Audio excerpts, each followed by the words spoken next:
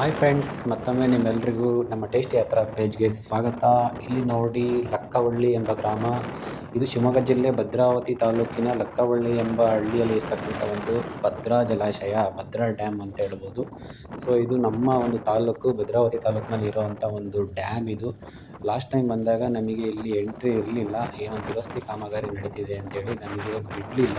ಆದರೆ ಈ ಸಲ ನಮಗೆ ಭಾಳ ಖುಷಿಯಾಯಿತು.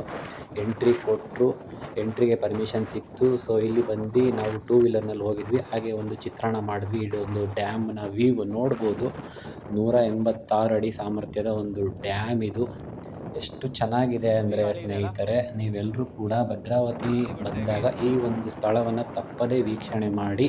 ಸೊ ನಾವು ಹೋದಾಗ ಒಂದು ಈವ್ನಿಂಗ್ ಟೈಮ್, ಒಂದು 6:30 ಆಗಿತ್ತು ಟೈಮಿಂಗ್ಸು. ಒಳ್ಳೆ ವ್ಯೂ ಪಾಯಿಂಟ್, ತುಂಬ ಚೆನ್ನಾಗಿದೆ. ಹಾಗೆ ಇಲ್ಲಿ ಗಾಳಿ ಬರ್ತಾ ತುಂಬ ಜೋರಾಗಿತ್ತು. ಡ್ರೋನ್ ವ್ಯೂವಲ್ಲಿ ನೀವು ಒಂದು ಡ್ರೋನ್ ಕ್ಯಾಮ್ರಾವನ್ನು ತಂದು ಇಲ್ಲಿ ಒಂದು ಒಳ್ಳೆ ವ್ಯೂವನ್ನು ನೀವು ಮಾಡ್ಕೊಬೋದು. ಬಟ್ ಅದು ಕಷ್ಟ ಇದೆ, ಯಾಕಂದರೆ ಅಷ್ಟೊಂದು ಗಾಳಿ ರಭಸ ಇಲ್ಲಿ ಜೋರಾಗಿದೆ. ಕಷ್ಟ ಇದೆ ಯಾವುದೊಂದು ಮಾಡಿದ್ರೆ, ಬಟ್ ಮಾಡಿದ್ರೆ ಮಾತ್ರ ಒಳ್ಳೆಯ ಒಂದು ವ್ಯೂ ನಮಗೆ ಸಿಗುತ್ತೆ.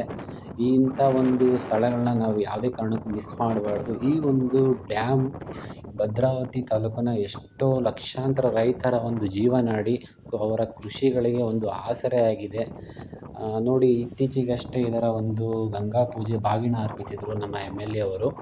ಸೊ ಇಲ್ಲಿ ಮುಂದೆ ಒಂದು ಕ್ರೆಸ್ಟ್ ಗೇಟ್ಗಳು 4 ಗೇಟ್ ಇದೆ.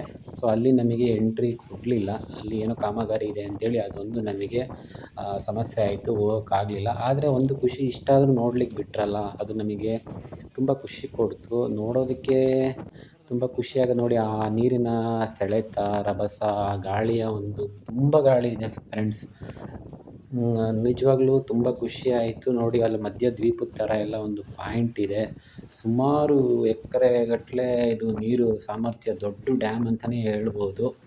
ಲಕ್ಕವಳ್ಳಿ ಎಂಬ ಗ್ರಾಮ, ಭದ್ರಾವತಿ ತಾಲೂಕು. ನೋಡಿ, ಇಲ್ಲಿ ಕ್ರೆಸ್ಟ್ ಗೇಟ್ಗಳು ನೋಡ್ಬೋದು. 4 ಗೇಟ್ ಅಂತ ಹೇಳಿದ್ನಲ್ಲ, 4 ಗೇಟಿಂದ ನೀರನ್ನು ಹೊರಗೆ ಬಿಟ್ಟಿದ್ದಾರೆ. ಯಾಕಂದರೆ ಡ್ಯಾಮ್ ಫುಲ್ ಆಗಿದೆ ಆಲ್ರೆಡಿ. ಸೊ ಹಾಗಾಗಿ ನೀರನ್ನು ಹೊರಗಡೆ ಬಿಟ್ಟಿದ್ದಾರೆ. ಇಲ್ಲಿಂದ ಭದ್ರಾ ನದಿಗೆ ಹೋಗುತ್ತೆ ಓವರ್ಫ್ಲೋ ಆಗಿ.